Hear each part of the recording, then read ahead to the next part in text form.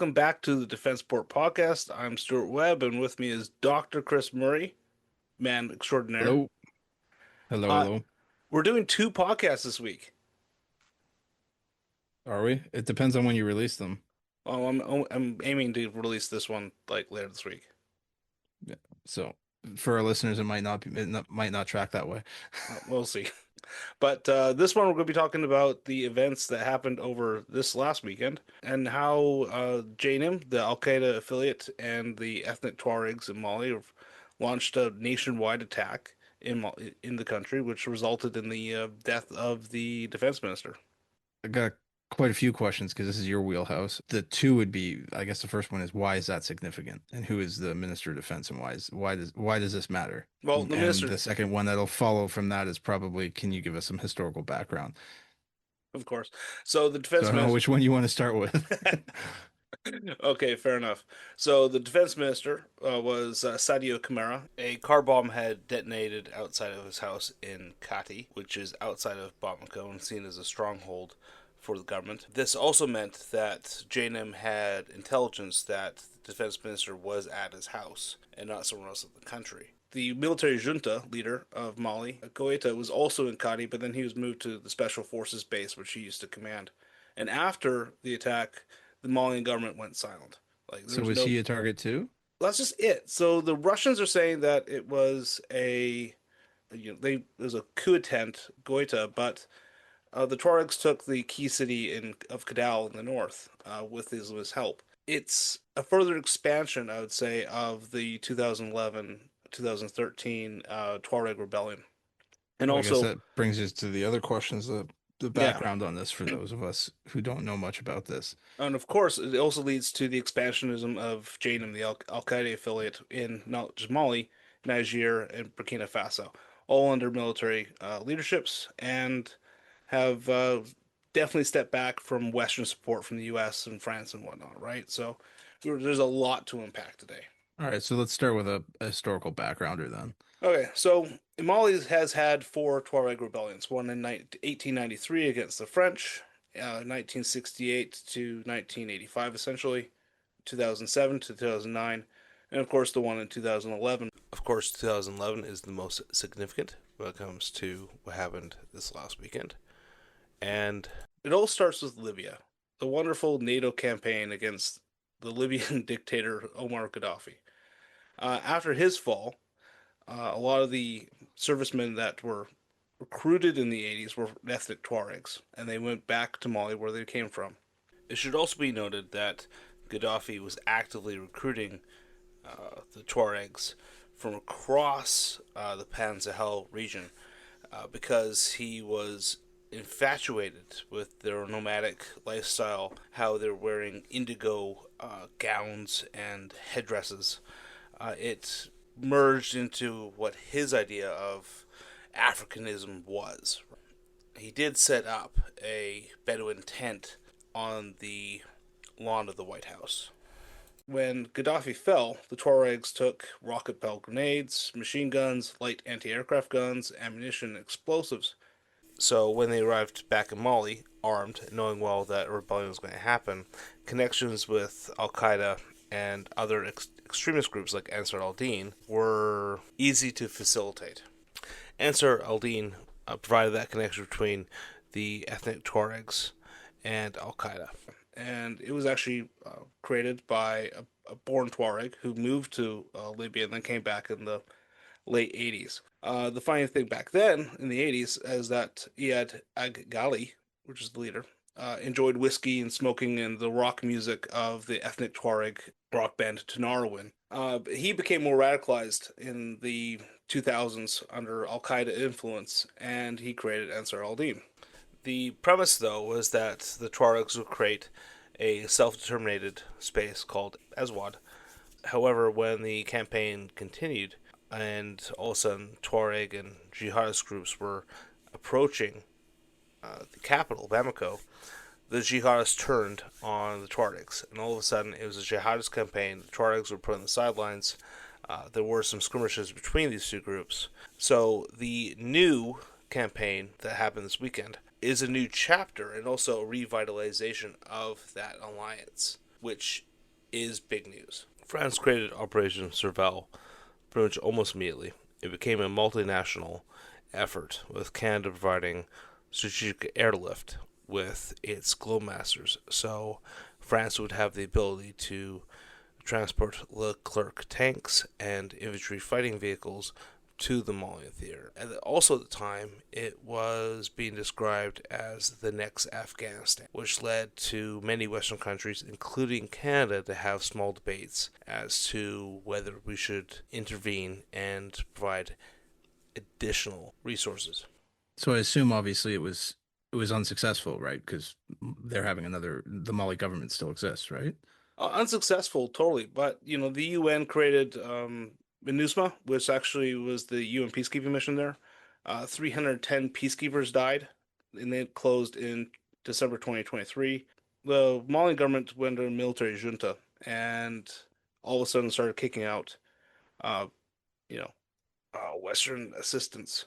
Right. So is this where like Russian stuff comes in and like the Wagner group? Yeah, Is that so the Wagner group we all know about mostly because of Prigozhin and the failed coup that he ran against. and his terrible plane accident Yes, accident. Uh, accident.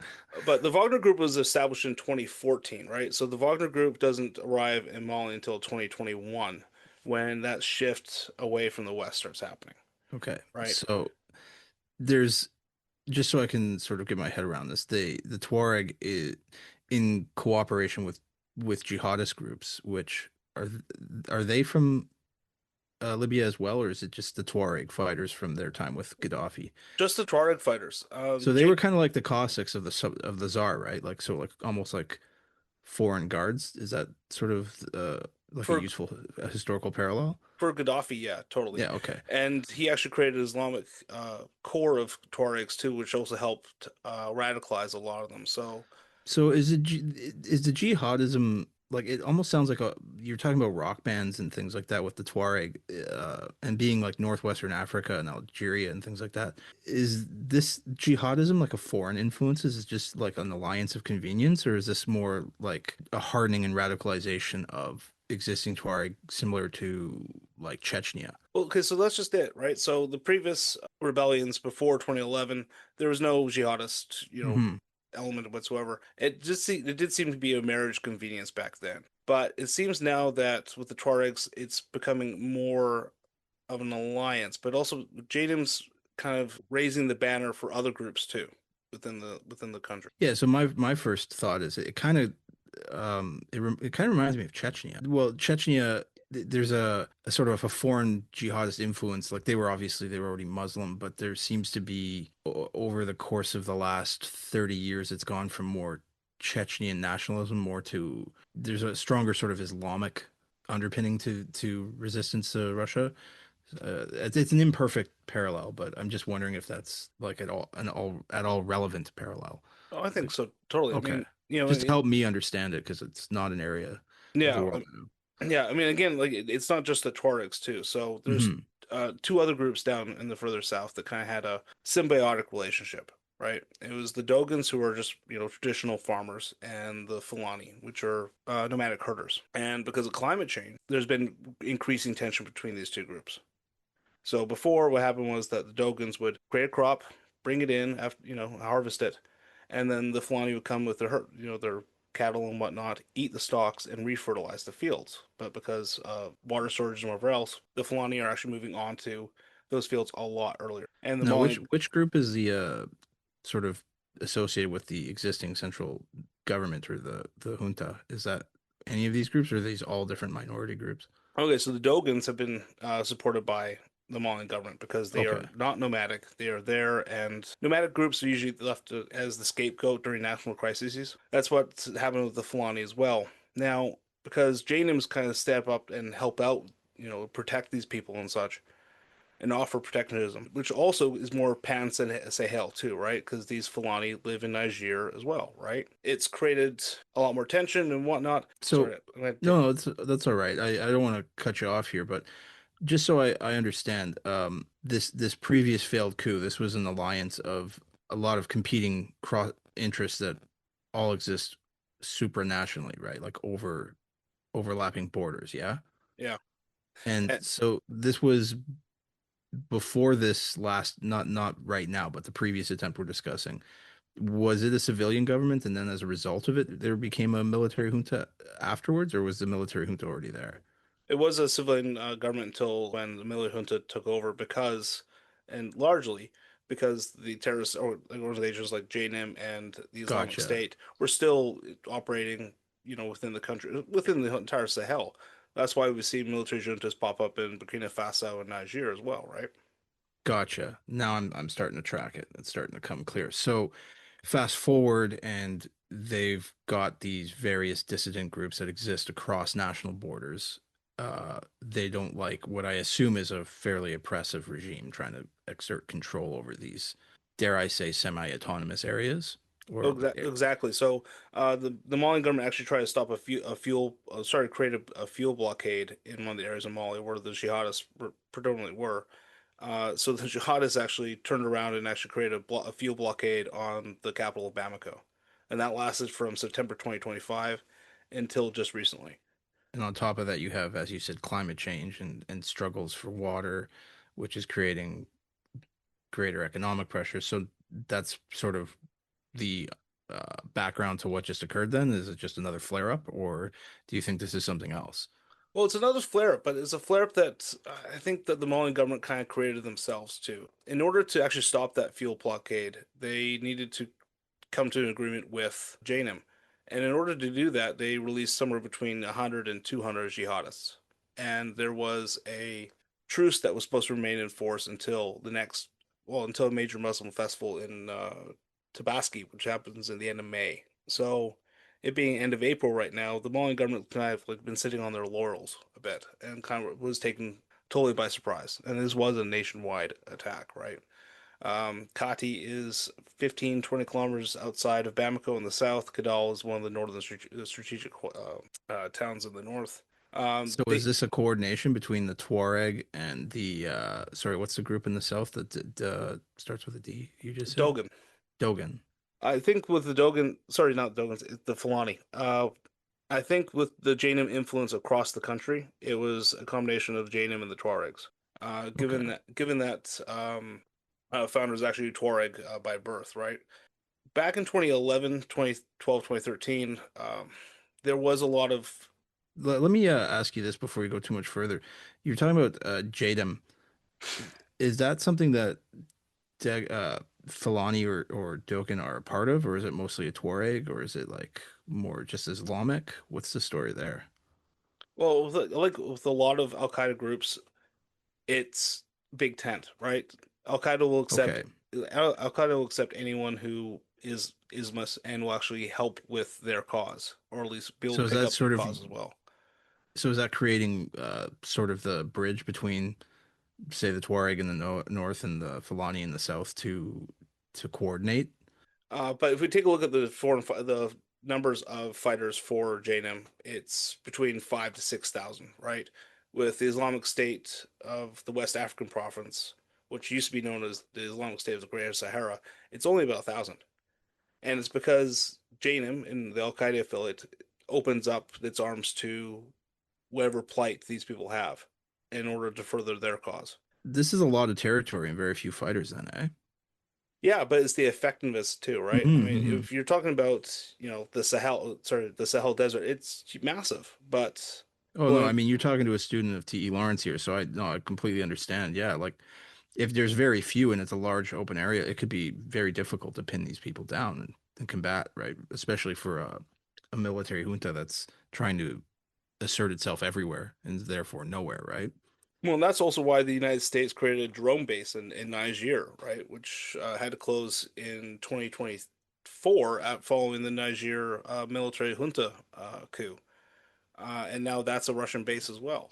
Yeah, so that was actually a question while you've been talking here, I've been trying to write things down just to sort of stay on top of it because I know you're trying to unpack an incredibly complex subject and that's not easy to do and trying to figure out, okay, how do I go down the rabbit holes that I enjoy or find interesting without losing the people listening, which, that's a challenging thing. I get that. But I was wondering about the Russians because I know that there is a presence in North Africa. I'm wondering like how that ties into this or if it does at all. Well, when the Wagner Group arrived in Mali in 2021, they were just kind of like a security force that just kind of helped out, military contractors.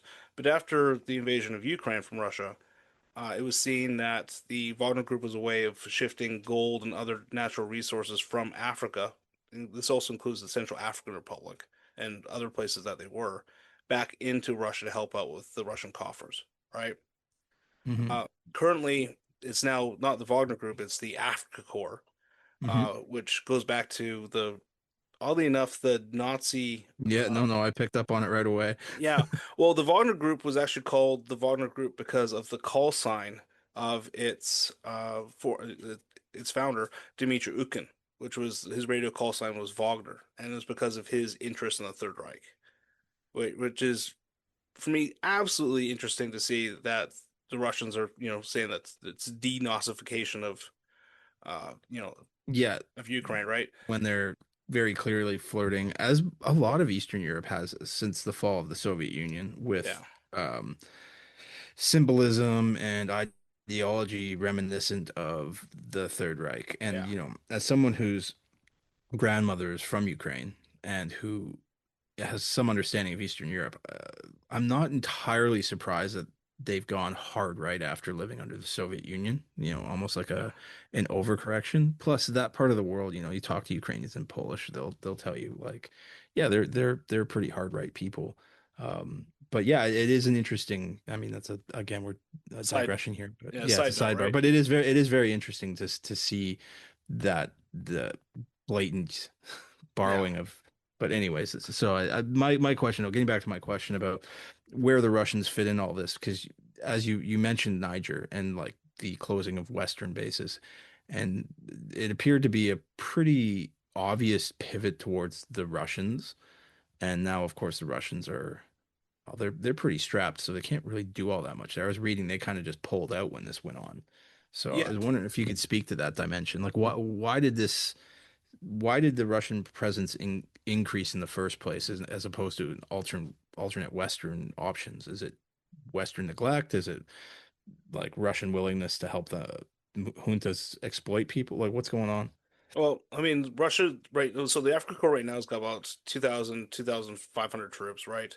And 80% of them used to work for Wagner. So it's still very much like the old Wagner guys still there. Hmm. So they're not really, throwing in a bunch of new Russians because, the Russians are being thrown to the Ukraine front.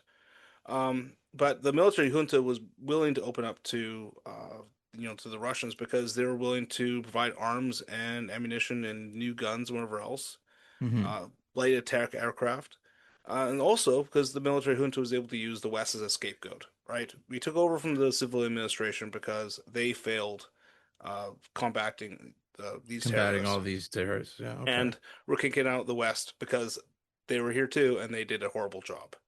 Right, and Russia's Africa Corps now has been helping out with the Mali government as well. But it's also been committing its own atrocities. So back in July 2025, go back to the Falanis. There's 81 disappeared and at least another dozen executed in one attack that the Human Rights Watch found. So they've been kind of been the tip of the spear for the Malian government.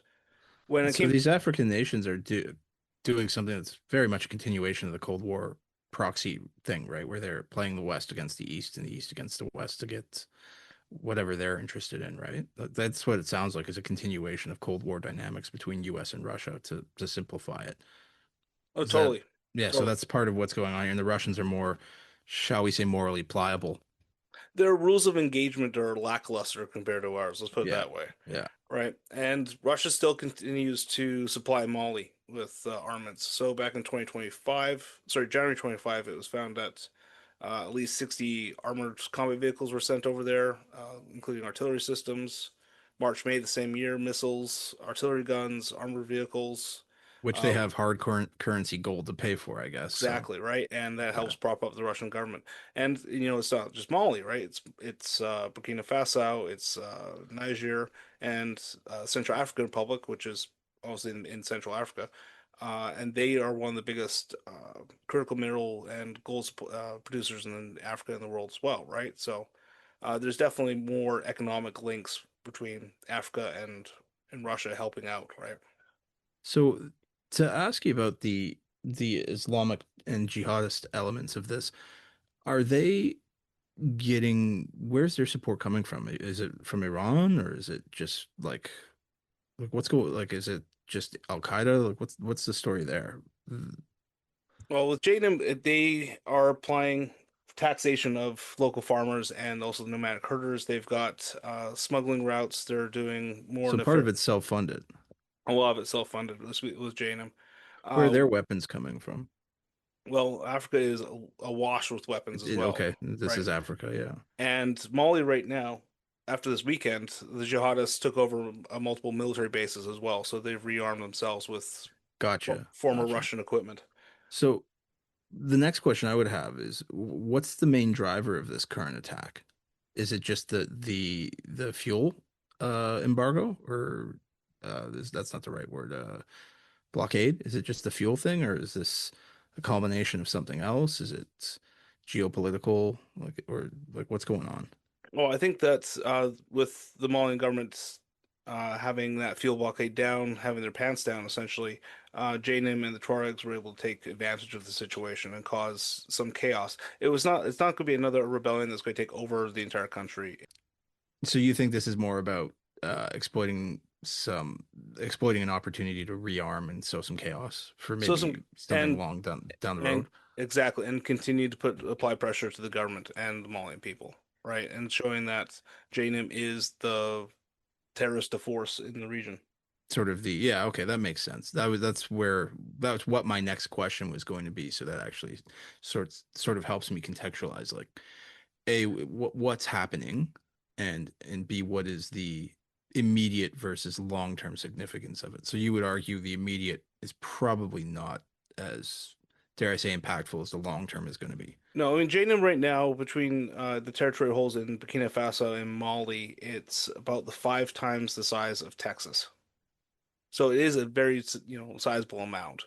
Uh, these attacks probably just amount to exactly sowing chaos and adding, more pressure to the government. And obviously taking over the military bases, Yeah. a moment of resupply. And again, to your point, it's a status thing for JNIM. Yeah, because now they can boast their credentials, right? Because I'm sure that there's upstart groups and competition, as there always is in these kinds of conflicts, right? There's more than one dimension to the quote unquote resistance or the jihadists or the anti-government forces or the pro-government forces, right? Well, and the major competitor is the Islamic State of West African province. Okay. Right, and it's interesting. They actually get a lot of their money through Hawala systems, so donations across transnational borders. Their main source of income is actually from the Somali office in the region. Well, that's an interesting connection. So I guess on that note, because you just brought up an interesting international connection, what stands out to you that listeners should know about in terms of cross-border connections, be it the Tuareg or the Fulani, and reaching over into the surrounding countries? And what do you think in terms of the long term, what that might be Well, mean? the long-term implications of, the fight between, let's say, put it this way, Al-Qaeda and the Islamic State is that the Islamic State, it's our way or the highway, and that's it. Al-Qaeda Hmm. wants to be more big tent. They'll allow other groups to be assimilated within their group and have affiliations as well, right? They'll help them out. They'll, as long as there's some sort of pledge of allegiance, and if I scratch your back, you'll scratch mine, It's right? more of a coalition or a commonwealth, if I, if Yeah, you can, yeah, right. it's sort of similar to the British Commonwealth, almost in a way, right? Yeah, I I mean, say tongue in cheek, obviously. yeah, obviously, right? That's the advantage that Al Qaeda has, and that's the numerical advantage that has happened. And with Burkina Faso, Niger, Mali, they've tried to create their own coalition as well. They were actually trying to create their own commonwealth and try to fight, the Islamist terrorists within their countries.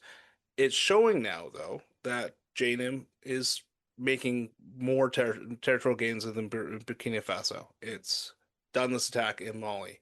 So the coalition of governments is losing.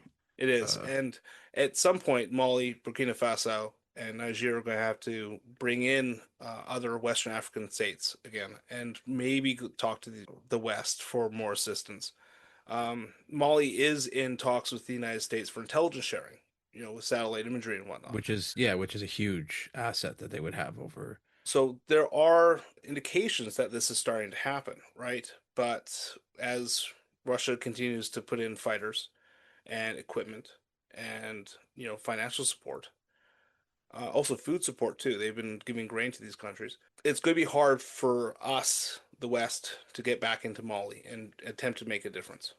Yeah, because there's different values to be placed on what the West can and be willing to offer versus what Russia might be willing to offer, especially in terms of hard arms and looking the other way on dubious operations or, helping them with moving currency and things that are far more practically useful for a junta than.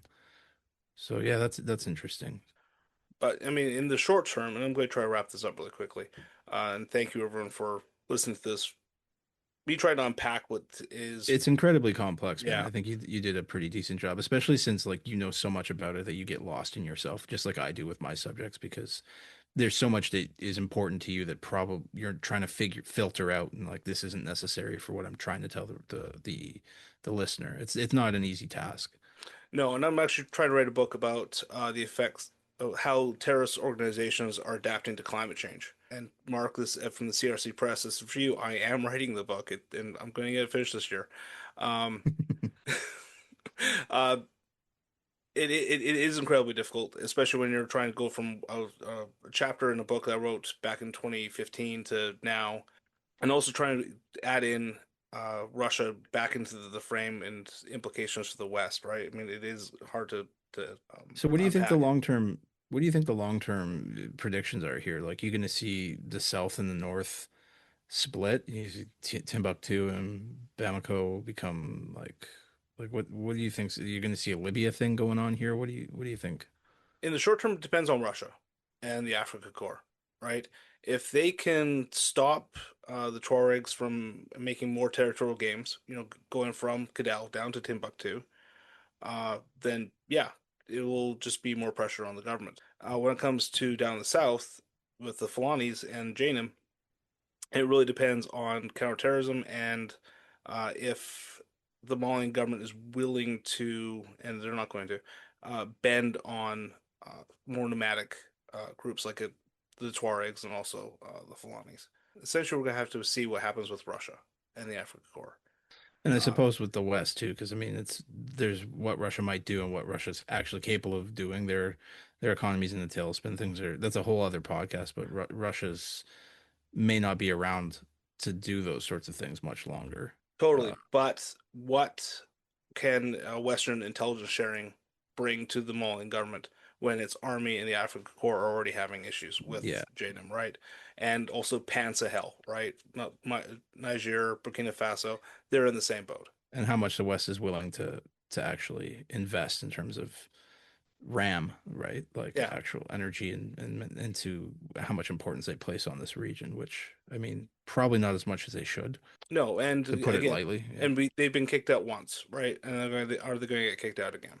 Anyways, on that note, we should probably wrap up the Defense Sport podcast. Again, Chris, thank you for being there, supporting me, and asking such great questions. Yeah, well, I'm just doing my best to follow it. I know it's a tough subject, so it's one we'll be revisiting again too, I'm sure, because I still have more questions, especially about Nigeria and its role as a regional sort of replacement for Russia and Yeah, for yeah, for the West, because I suspect that's probably coming, but that's a Nigeria is another subject altogether. true. But we should probably take a look at these three countries and how they might have to reintegrate with the West again. So that'll be another podcast. So Well, on that note, thank you. thank you, everyone.